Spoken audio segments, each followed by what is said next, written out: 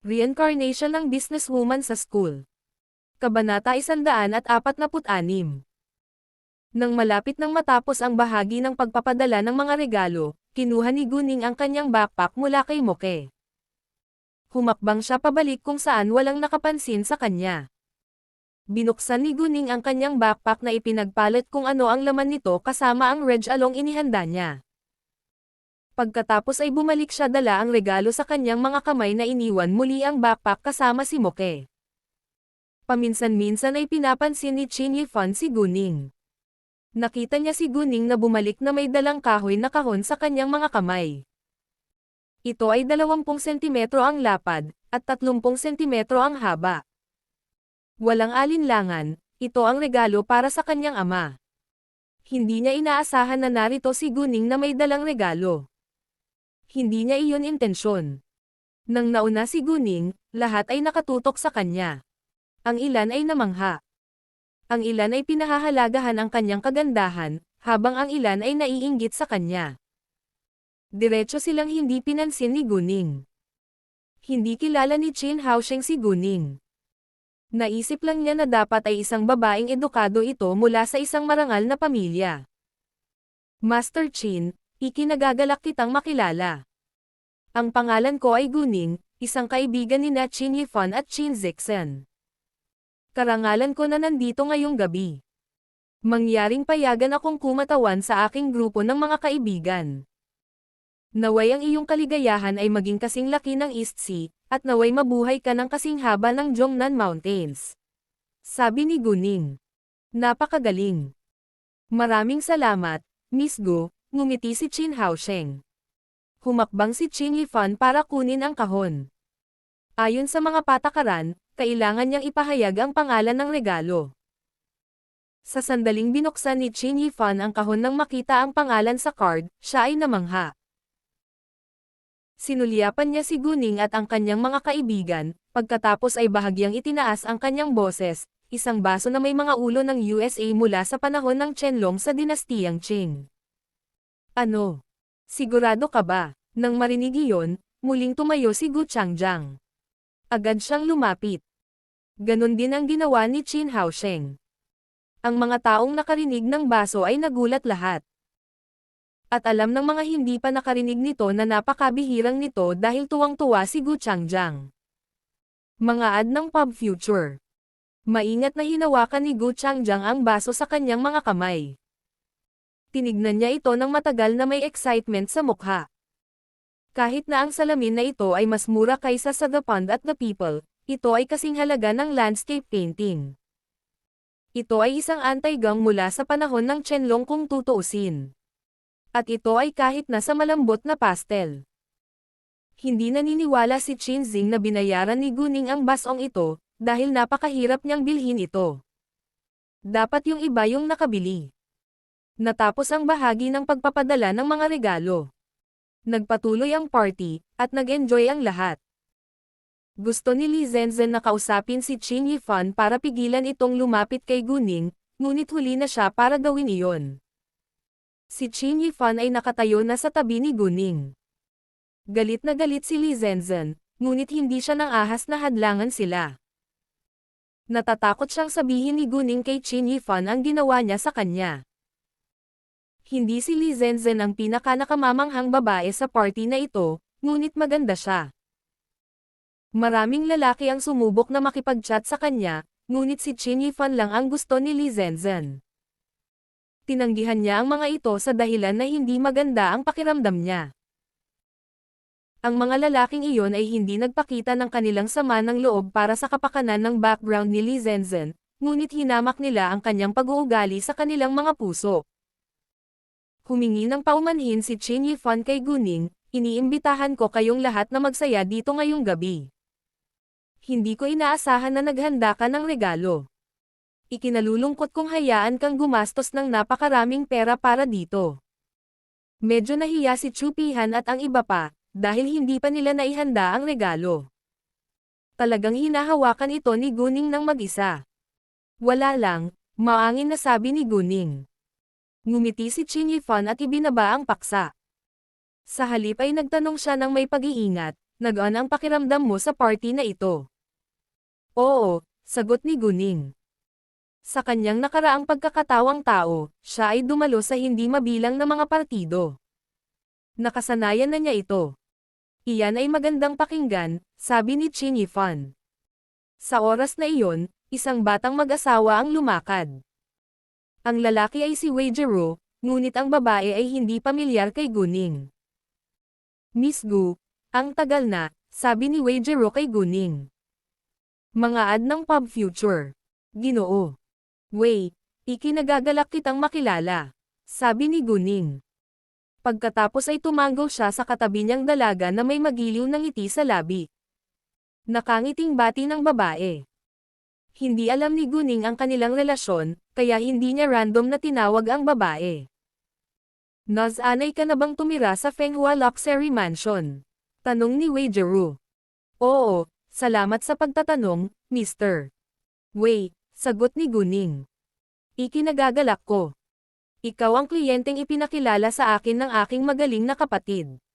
Siyempre kailangan ko pang magmalasakit sa'yo. Kung hindi masisiyahan ang aking magaling na kapatid, sabi ni Wei Jiro, kalahating nagbibiro.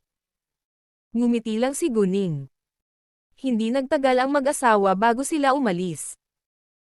Gusto ni Qin Yifan na manatili ng mas matagal sa tabi ni Guning, ngunit bilang host, hindi niya kayang gugulin ang lahat ng kanyang oras at lakas sa isa lang sa kanyang mga bisita. Kaya naman, umalis siya pagkaraan ng ilang sandali.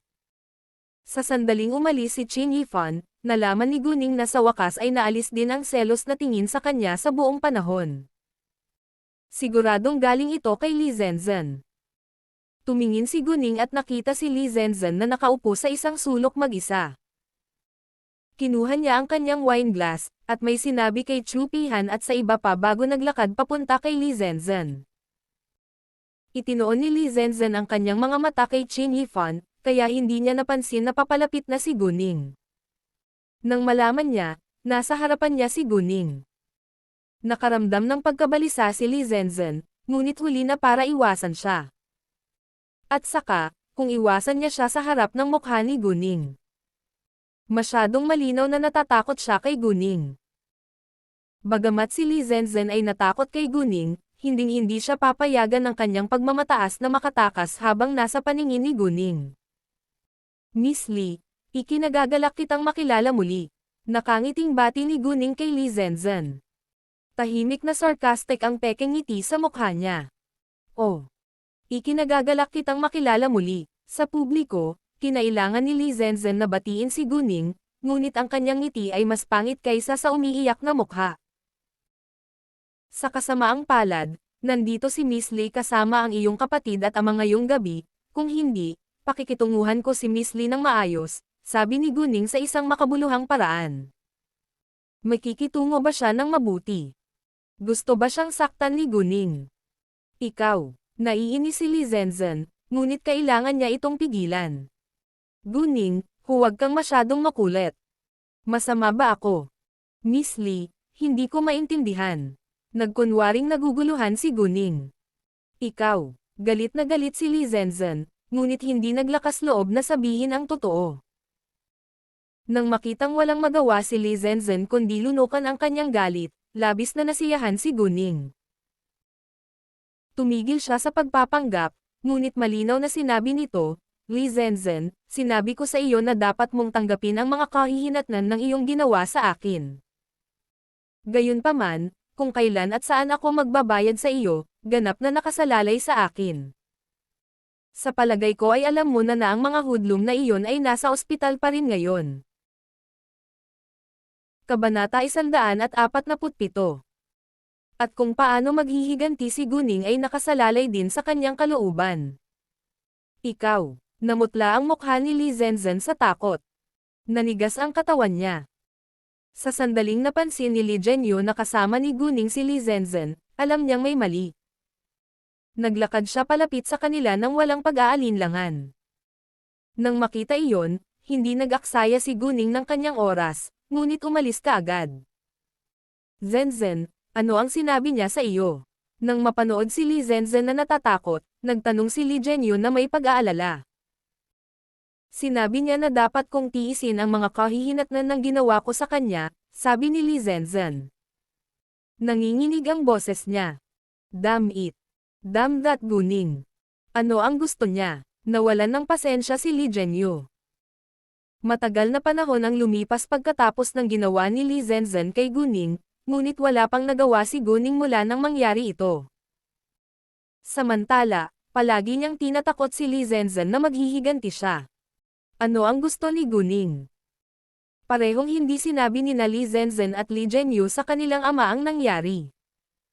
Ayaw pa rin nilang malaman ng kanilang ama. 10 PM natapos ang birthday party. Umalis si Guning at ang kanyang mga kaibigan. Gusto ni Qin Yifan na ihatid si Guning pauwi, ngunit hindi siya available ngayon kaya hinahayaan lang niya si Qin Zixan na gawin ito. Umuwi si Anyi kasama ang kanyang ama. Para sa iba, pauwiin sila ni Haoran at Qin Zixan. Mga ad ng Pub Future. Sina Guning at Yumixi ay nasa kotse ni Haoran, habang sina Zhang Tianping, Moke at Chu Pihan ay nasa kotse ni Qin Zixan. Napansin kong kausap mo ang babaeng nagngangalang Guning sa halos lahat ng oras mo ngayong gabi. Gusto mo ba siya? Naglakad si Qin Yiking sa gilid ni Qin Yifan at nagtanong. Bagamat ito ay isang tanong, alam na ni Qin Yiking na ang sagot ay sang-ayon. Bilang nakatatandang kapatid na babae ni Qin Yifan, kilalang-kilala niya ang kanyang nakababatang kapatid. Bihirang makipag-usap si Qin Yifan sa mga babae. Kahit na kay Li Zenzan, nakasama niya sa paglaki, si Qin Yifan ay nanatiling tahimik. Bilang karagdagan, hindi napigilan ni Qin Yifan na sumulyap kay Guning paminsan-minsan, at ang kanyang magiliw na saloobin sa kanya ay nagpapaliwanag na sa lahat. Oo, hindi nag-abala si Qin Yifan na tanggihan ito. Hindi niya kayang magsinungaling sa sarili niya ngayon. Oo, nagustuhan niya si Guning, ngunit sa kasamaang palad, sa mga mata ni Guning, isa lang siyang ordinaryong kaibigan sa ngayon. Walang ideya si Qin Yifan kung paano niya habulin si Guning. Wala pa akong narinig na isang napakayamang pamilya na may pangalan ng pamilya ni Go, sabi ni Qin Yiking. Halata naman na hiniling niya na ang babae ay dapat mula sa isang pantay na pamilya. Biglang nagalit si Qin Yifan. Hindi nasisiyahang sinabi niya, wala akong pakialam. Gayunpaman, nagmamalasakit ang aming pamilya. Hindi namin hinihiling na kailangan mong pakasalan ang isang babae mula sa isang pamilya na kasing yaman at makapangyarihang gaya namin, ngunit hindi siya maaaring maging isang random na babae. Sa tingin ko ang Zenzan ay isang mahusay na pagpipilian. Sa totoo lang, sinabi ni Qin Yiking na hindi dahil gusto niya si Li Zenzan, kundi dahil kilalang-kilala niya si Li Zenzan. Sa ngayon, si Li Zenzan ang pinakamahusay na pagpipilian.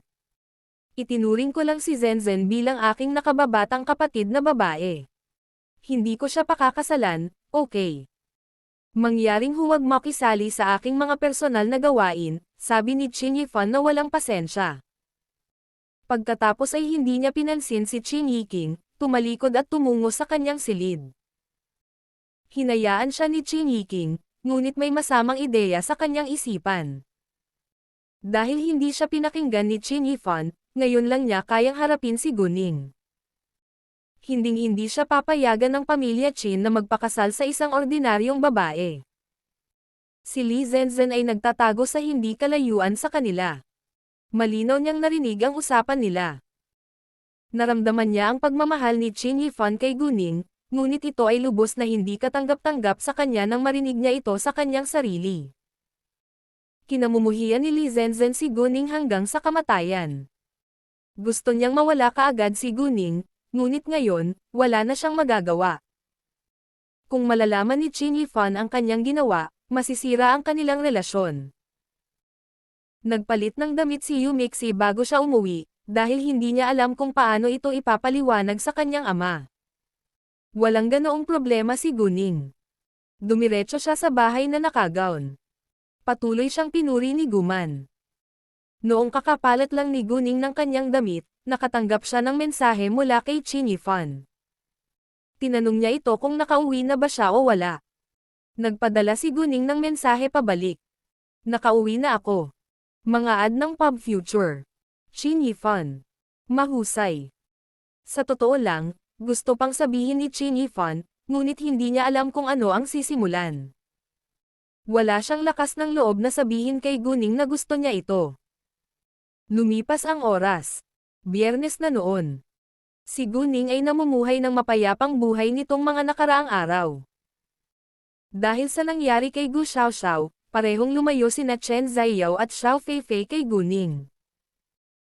Sa ngayon, hindi sila naglakas loob na inisin si Guning, ngunit hindi ibig sabihin na hindi na nila gaanong kinasusuklaman si Guning.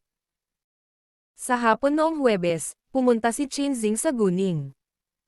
Gusto niya sana siyang kausapin, ngunit tinanggihan ni Guning. Hindi naintindihan ni Zhang Yiming at Fu Mingliang kung bakit ginawa iyon ni Qinzing. Tinanong nila siya kung talagang gusto niya si Guning ngayon. Hindi sigurado si Qinzing kung gusto niya si Guning, ngunit sigurado siyang pinagsisisihan niya ang pakikipaghiwalay sa kanya. Malamang na gusto niya si Guning ngayon. Ang tanging dahilan kung bakit siya nag-alinlangan ay dahil hindi niya lubos na natanggap ang mahirap na pamilya ni Guning. Gayunpaman, kahit na tinanggap na niya ang lahat ngayon ni Guning, alam niyang nawalan na ng interes si Guning sa kanya.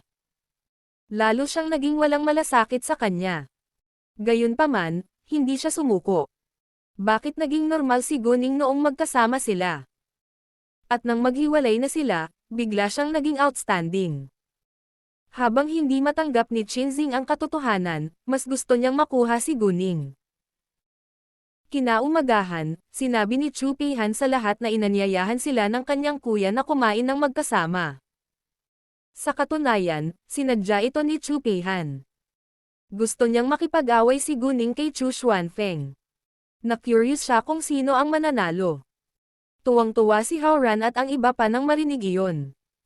Sabik din silang malaman kung matatalo ng amo nila ang nakatatandang kapatid ni Chu Peihan. Sinabi ni Chu Peihan na ang kanyang kuya ay talagang mahusay at nagsanay na parang isang propesyonal.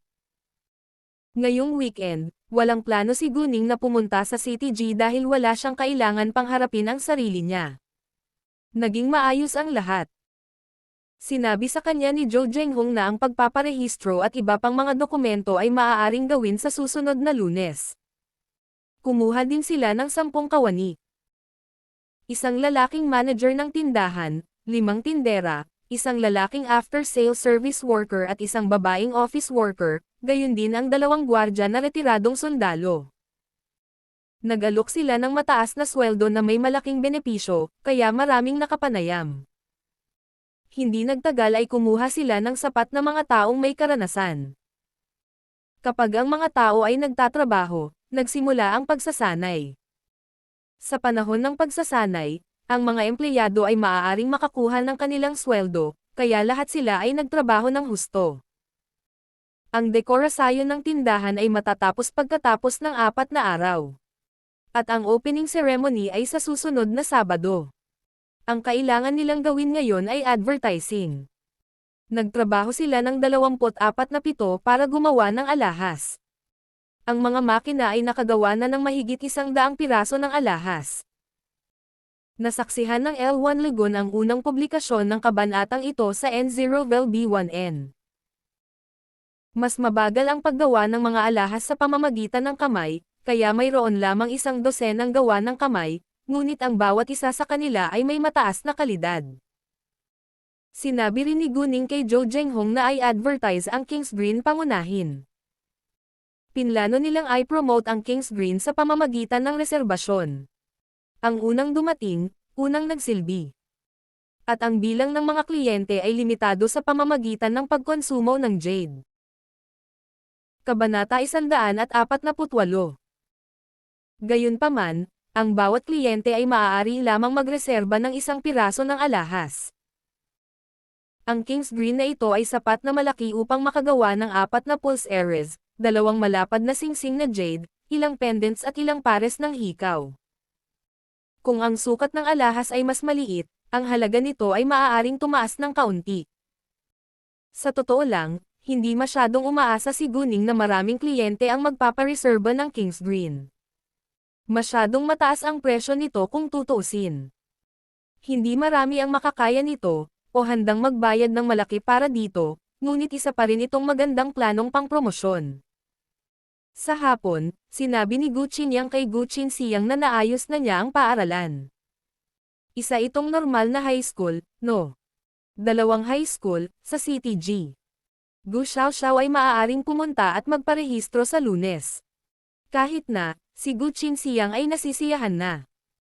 Tinanong ni Gucci Niyang si Gucci Siyang kung titira si Gu Xiaoxiao sa dormitoryo o sa labas ng paaralan.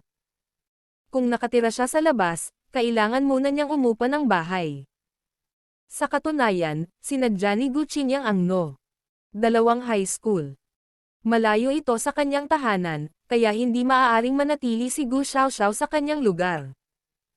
Wala sa mood si Gucci Siyang na harapin ang gulo ngayon.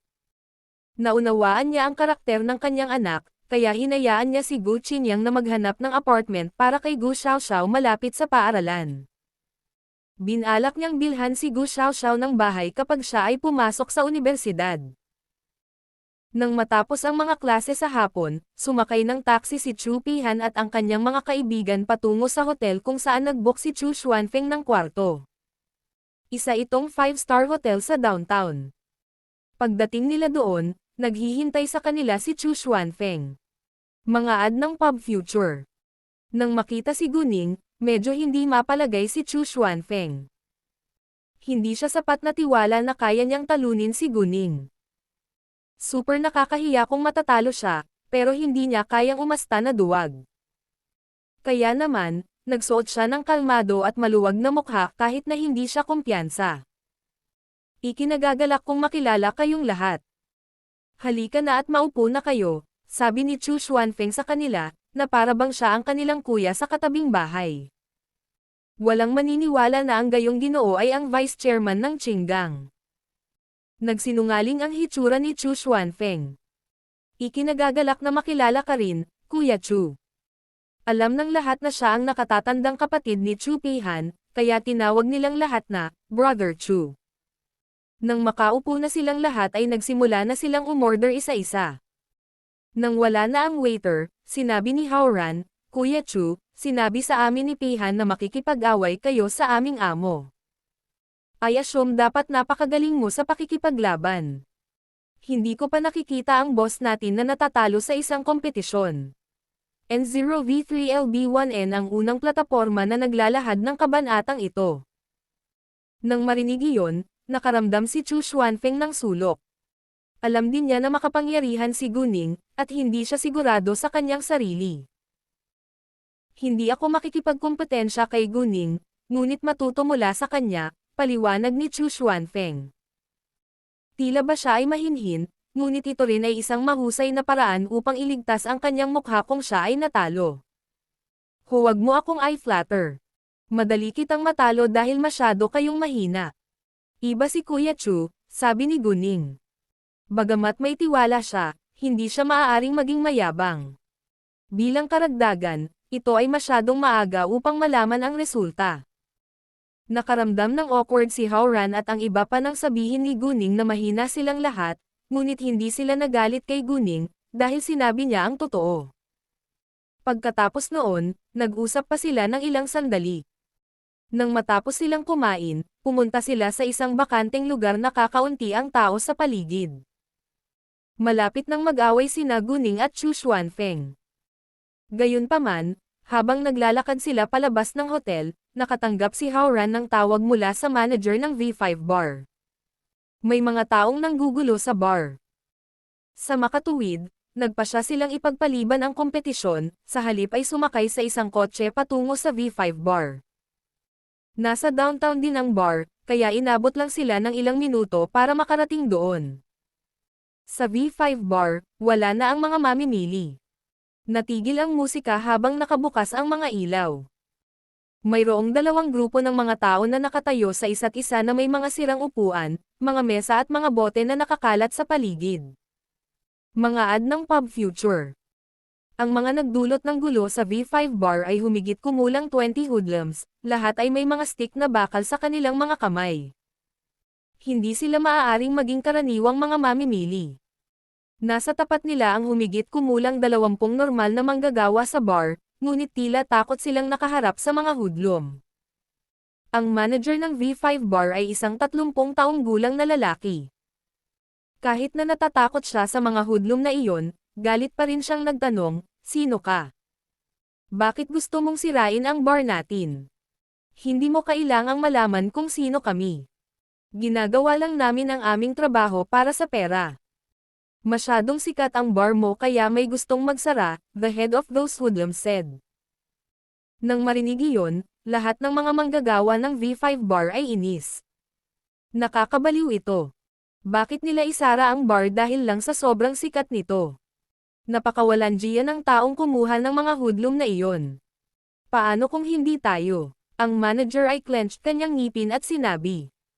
Well, kung gayon ay patuloy tayong darating para magdulot ng gulo at gulo. I don't think your bar can continue opening after that, the leading hoodlum said with disdain. Ikaw, galit ang manager. Hindi ka ba natatakot na tumawag tayo ng pulis? Ang pulis.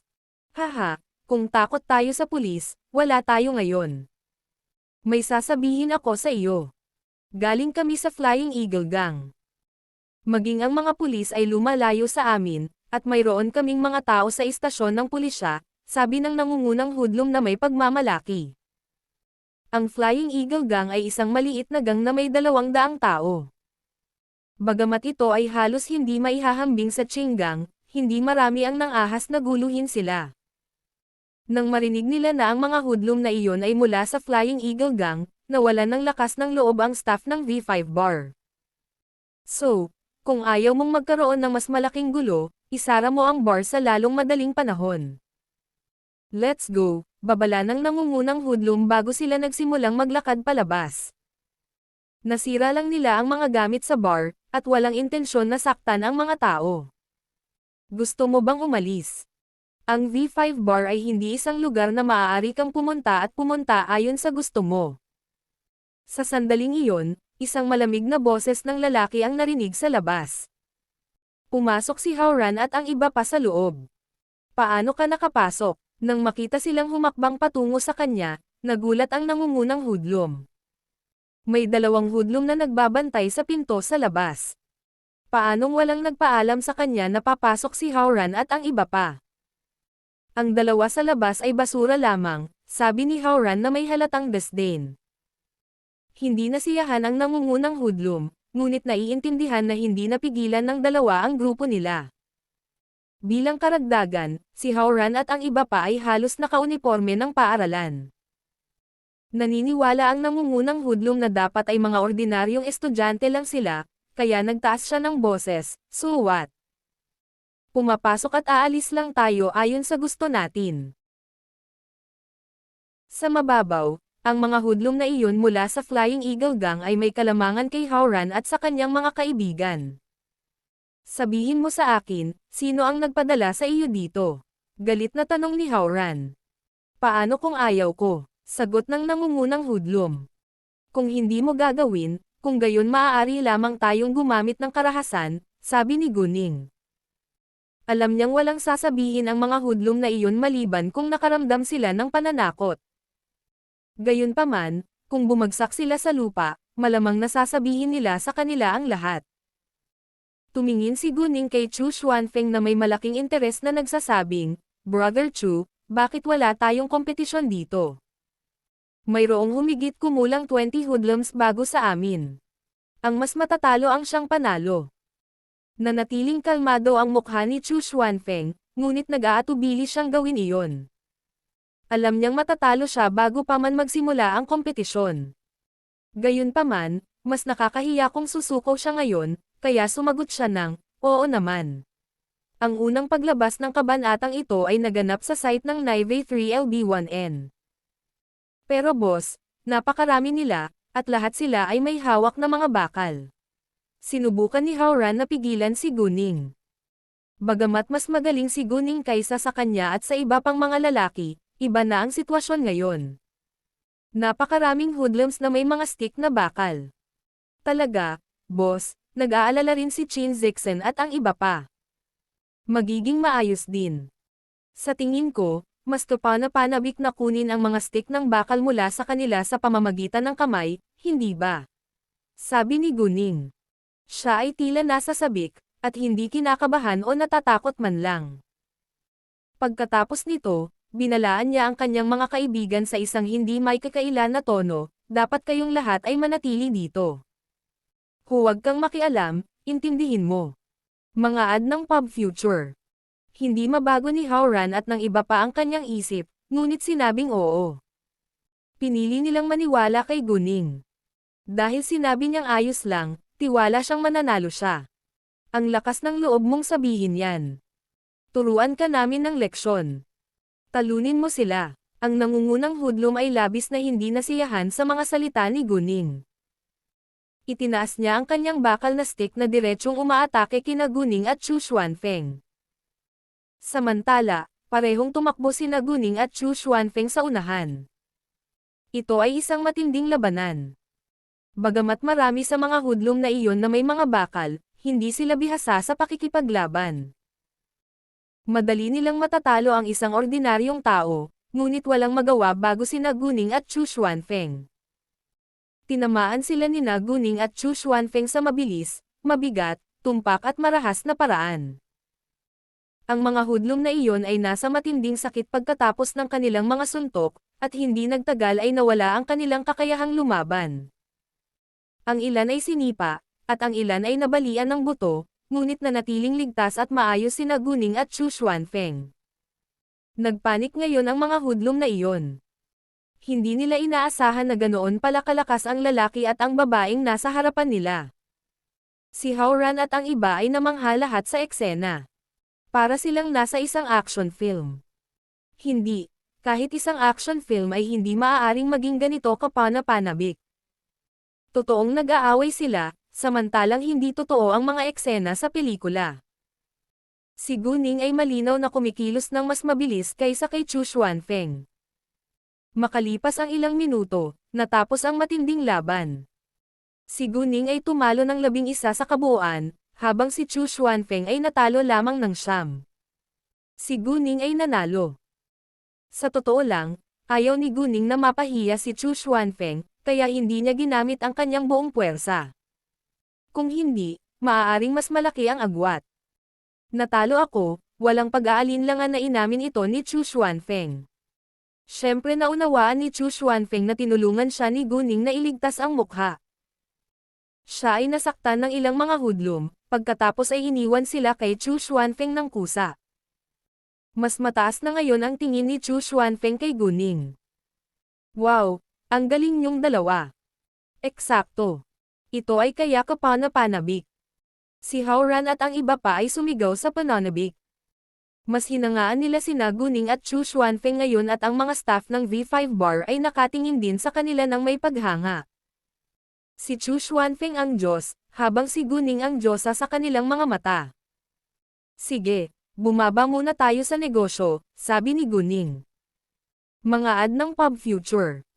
Nang marinig iyon, napagtanto ng lahat na mayroon pang mahalagang bagay na dapat harapin. Ang mga hudlom na iyon ay pawang umuungol sa sakit sa lupa. Ang mga staff ng V5 Bar ay sabik na sipain sila ng ilang beses. Ngayon, maaari mo bang sabihin sa amin kung sino ang nagpadala sa iyo dito? Tinitigan ni Guning ang nangungunang hudlom. Walang kamalay-malay na nakipagsiksikan sa kilabot ang lalaki, ngunit hindi agad siya nakipagkompromiso. Banta niya sa halip, galing kami sa Flying Eagle Gang. Hindi ka ba natatakot na maghiganti kami sa iyo? Si Howran at ilang mga lalaki ay nag-alinlangan. Kahit na sila ay mula sa alinman sa makapangyarihan o mayamang pamilya, hindi sila handa na magkaroon ng masamang dugo sa gang. Gayunpaman, hindi iyon pinansin ni Guning, Chu Xuanfeng at Chu Peihan. Flying Eagle Gang. Ay, di ba maliit na gang lang na may 200 tao lang? Ang lugar na ito ay may suporta ng Qing Gang, sabi ni Chu Xuanfeng. Dahil sinabi niya iyon, nagpasya siyang protektahan ang V5 Bar na ito. Gayunpaman, ang mga hindi nakakaalam ng kanyang pagkakakilanlan ay lahat ay namangha. Kailan pa sinuportahan ng Qing Gang ang V5 Bar? Hindi nagtagal ay napagtanto nila na si Chu Xuanfeng ay dapat na nananakot sa mga hudlom na iyon na may pangalan ng Qinggang. Ngunit ang kupba na ginamit niya ang pangalan ng Qinggang ng basta-basta. Paano kung nairita ang Qinggang? Nakaramdam ng pag-aalala ang ilan, ngunit walang nagsabi nito ng malakas. Mula sa pananaw ni Guning, hindi gagamitin ni Chu Xuanfeng ang pangalan ng Qinggang nang walang dahilan. Wala itong may dudulot na mabuti para sa V5 bar. Kaya naniwala siya na dapat may kakilala si Chu Xuanfeng sa Qinggang. Si Chu Pihan lang ang nakakaalam ng totoong dahilan. Ano? Agad namang nagbago ang mga hudlom na iyon, nanginginig ang mga mukha sa gulat, ngunit nagdududa pa rin sila. Sisigurado ka? Sa tingin mo ba ay maaaring gamitin ng sino man ang pangalan ng Qinggang? Malamig na tanong ni Chu Xuanfeng. Sa ngayon, ang mga hudlom na iyon mula sa Flying Eagle Gang ay naniniwala na ito ay totoo. Walang nang ahas na gamitin ang pangalan ng Qinggang ng random. Kung malalaman ng Qinggang, hindi kakayanin ng tao ang mga kahihinatnan ng pagkabigo. Alinsunod dito, ang nangungunang hudlom ay kailangang ikompromiso. Fine, sasabihin ko. Ang boss ng kalapit na charm bar ang nagpadala sa amin dito. Dahil mula nang magbukas ang V5 bar, malaki ang nabawasan ng foot traffic ng charm bar. Wala pang kalahati ng mga naunang customer ang handang maglakad sa loob ng charm bar. Nang marinig iyon, galit na galit sina Haoran, Qin Zixen, Zhang Tianping at ang staff ng V5 bar. Haoran, ano ang susunod nating gagawin? Tanong ni Qin Zixen. Boss, ano sa tingin mo? Sa halip ay tinanong ni Haoran si Guning. Hindi kaagad sinagot ni Guning ang kanyang tanong. Lumingon siya sa nangungunang hudlom at nagtanong, sigurado ka bang boss ng charm bar ang nagpadala sa iyo dito? Kung nagsinungaling ka sa akin, magbabayad ka. Gusto ni Guning na siguraduhin na ang nangungunang hudlom ay nagsasabi ng totoo, sa halip na lokohin sila. Bagamat malaki ang posibilidad na ginawa ito ng charm bar, marami pang ibang bar sa paligid ng lugar na ito. Ito ay maaaring isa pang bar na sadyang ginamit ang pangalan ng charm bar. Totoo iyon. Ang boss ng charm bar ang nagpadala sa atin dito.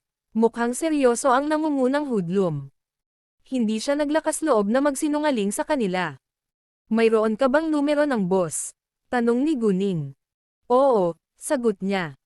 Ibigay mo sa akin, sabi ni Guning. Oo naman. Hindi nag-atubili ang hudlom. Sa kabila ng masakit na mga sugat sa kanyang katawan, pinilit niyang kunin ang kanyang telepono para sabihin kay Guning ang numero. Sa halip, direktang ginamit ni Guning ang telepono ng hudlom para tumawag. Hindi pa man lang 3 beses tumunog ang telepono nang kunin ito ng kabilang side. Alinman ang telepono ay nasa kanyang mga kamay, o ang tao ay maaaring naghihintay para sa tawag na ito. Naisip ni Guning na ang tao ay tiyak na naghihintay para sa tawag na ito, dahil bago pa makapagsalita si Guning, ang tao ay nagtanong ng may pananabik, kamusta na? Natatakot ba ang mga tao sa V5 bar? N0V3LB1N ang unang plataporma na naglalahad ng kabanatang ito. Sinabi mismo ng lalaki kay Guning ang katotohanan. Mga ad ng pub future. May bahagyang ngiti sa labi ni Guning. Kinausap niya ang lalaki sa paraang pagbabanta, Mr. Wang, gusto mo bang bayaran ang bayad dito sa V5 bar, o dapat ko bang puntahan ang lahat ng nasa bar mo? Nang marinig iyon, nagulat si Mr. Wang. Alam niyang mali ang ginawa niya. Siya mismo ang nagpahayag ng katotohanan na ipinadala niya ang mga hudlom na iyon sa V5 bar. At ngayon ang mga hudlom na iyon ay nasa mga kamay ni Guning. Medyo hindi katanggap-tanggap para kay Mr. Wang. Kumuha siya ng 20 tao mula sa Flying Eagle Gang. Paano sila matatalo? Dahil ba sa napakalakas ng mga tao sa V5 bar? Gayunpaman, naimbestigahan na niya ito noon pa man. Ang mga may-ari ng V5 bar ay 3 estudyante lamang sa high school, at walang kakilala sa mga gang. Gayunpaman, kahit na ano, hindi niya ito aaminin syempre. Kaya't sinubukan niyang kumalma, at maangin na sinabi, sino ka? Ano ang sinabi mo? Hindi ko maintindihan. Ngumisi si Guning, Mr. Wang, alam kong naiintindihan mo, kaya tumigil ka na sa pag-arte. Ang sinabi mo sa simula ay nagsasabi na sa akin ng totoo. Kaya, mangyaring huwag subukang hamanin ang aming pasensya. Hindi talaga kami mabait. Tsaka andito sa kamay namin ang mga tauhan mo. Sa palagay mo ba ay kayang harapin tayo ng Flying Eagle Gang? Ikaw, hindi alam ni Mr. Wang kung ano ang sasabihin, ngunit hindi siya nasisiyahan sa pananakot. Samantala, bahagyang kinilabutan siya. Hindi sila natatakot sa Flying Eagle Gang, na nangangahulugang hindi sila maaaring maging simple. Ngunit si Mr. Wang, na ang buong pangalan ay Wang Docheng, ay may malakas na background, kaya hindi siya kaagad sumuko. Banta niya sa halip, "So what? Ang tiyuhin ko ang pinuno ng opisina sa Koanihan ng Industriya at Komersyo. Kung maglakas loob kang sirain ang charm bar ko, hahayaan ko siyang opisyal na isara ang sa iyo." Oh, yung head ng office sa Industry and Commerce Bureau. Mas makapangyarihan pa ba siya kaysa sa direktor? Ngumisi si Guning nang may pang-aalipusta. Sino-sino ka? Agad na nagkamali si Wang Docheng, sa pag-aakalang may relasyon si Guning sa direktor. Nakaalerto siya ngayon. Sa totoo lang, sinadya ito ni Guning. Sinabi ko na sa iyo. Galing ako sa V5 bar, sabi ni Guning. Kinagat ni Wang Docheng ang kanyang mga ngipin. Maling desisyon ang ginawa niya sa pagkakataong ito. Anong gusto mo? Galit na tanong ni Wang Docheng. Sinabi ko na sa iyo. Magbabayad ka ng kabayaran o sisirain namin ang bar mo. Bahala ka, sabi ni Guning. Inilagay niya ito ng napakahangin, na para bang ito ay isang madaling pagpili. Mga ad ng Pub Future. Fine, ako na ang magbabayad ng compensation. I'll be there within 10 minutes, sagot ni Wang Docheng bago niya ibinaba ang tawag. Sa sobrang galit niya ay nabasag niya ang cellphone niya sa sahig. Nagulat ang manager ng bar sa tabi niya. Boss, anong problema? Nabigo ang plano. Nahuli sa site ang mga hoodlum na iyon mula sa Flying Eagle Gang. Ginamit ng isang babae ang telepono ni Chen Lao para tawagan ako. She threatened me to compensate, otherwise they will damage our bar. Hindi sila natatakot sa Flying Eagle Gang, o sa aking tiyuhin. Sa tingin ko, dapat silang magkaroon ng malakas na suporta, galit na sabi ni Wang Docheng. Si Chen Lao ang nangungunang hoodlum. Isa siyang mahalagang figure sa Flying Eagle Gang. Ano? Nang marinig iyon, laking gulat ng manager. Hindi niya inaasahan na ganoon pala kalakas ang mga tao sa V5 bar. Ano-ano ang dapat nating gawin ngayon? We have no choice but to compensate. Ayokong sirain nila ang bar ko. Halos hindi na nakalutang ang bar ngayon. Kung masira nila ito kailangan kong isara ang bar. Bagamat nag-aatubili si Wang Docheng na gawin ito, wala siyang pagpipilian. Ang kabayaran ay malamang na nasa ilang daang libong yuan lamang. Kayang-kaya niya. Maya-maya, naglakad si Wang Docheng at ang kanyang ilang tauhan patungo sa V5 bar. Inayos na ni Howran na nasa labas ng V5 bar ang kanyang mga tao, kung sakaling aksidenteng makapasok ang mga normal na customer. Hindi nagtagal ay dumating si Wang Docheng at ang kanyang mga tauhan. Sa V5 bar, ang lahat ay pinanatili sa parehong gulo. Hindi sila pinayagan ni Guning na linisin ito. Ito ay ang on-site na ebidensya pagkatapos ng lahat. At ang mga hoodlum na iyon mula sa Flying Eagle Gang ay nakasquat lahat sa sulok. Wala sa kanila ang nang-ahas na gumalaw. Nakaharap si Guning at ang iba pa sa pinto na nakatayo sa isang linya, naghihintay kay Wang Docheng. Sa sandaling pumasok si Wang Docheng sa loob ng isang grupo ng mga estudyanteng nakauniporme ng paaralan ay nakita niya. Bagamat alam na niya na ang may-ari ng V5 bar ay 3 high school students, nahirapan siyang tanggapin ito nang makita niya ito ng sarili niyang mga mata. Naisip pa niya na baka nasa maling lugar siya. Pagkatapos, napansin ni Wang Docheng na ang bulwagan ay magulo at si Chen Lao pati na ang kanyang mga tauhan ay pawang nakasquat sa sulok na may mga pinsala. Bahagyang natakot si Wang Docheng na siya ay bugbugin ng ganoon. Sino ang amo? Tanong ni Wang Docheng. Alam niyang estudyante ang amo, pero hindi niya alam kung alin ang amo. Ako ito. Tumayo si Howran. Magkano ang dapat kong bayaran? Tanong ni Wang Docheng. Sa pagkakataong ito, nauna si Guning at sinabing, nagawa na namin ang math. Mayroong 72 putol-putol na kasangkapan na mauupuan. 10 sa mga ito ay mga kubol. Ang bawat booth ay 2,000 yuan, kaya ito ay 20,000 yuan sa kabuuan. 10 sa kanila ay mga sofa. Ang bawat sofa ay 4,000 yuan pagkatapos ito ay 40,000 yuan sa kabuuan. 20 sa kanila ay mga upuan, at bawat isa ay 800 yuan. Iyon ay 16,000 yuan sa kabuuan.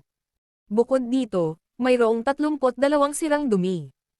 Ang bawat isa ay 200 yuan, at 6,400 yuan sa kabuuan. Ang bar counter ay nagkakahalaga ng 30,000 yuan. Ang stage ay 10,000 yuan, at ang buong set ng music equipment ay nagkakahalaga ng 100,000 yuan. Natural na kailangan nating muling palamutihan ang bar pagkatapos itong masira ng husto.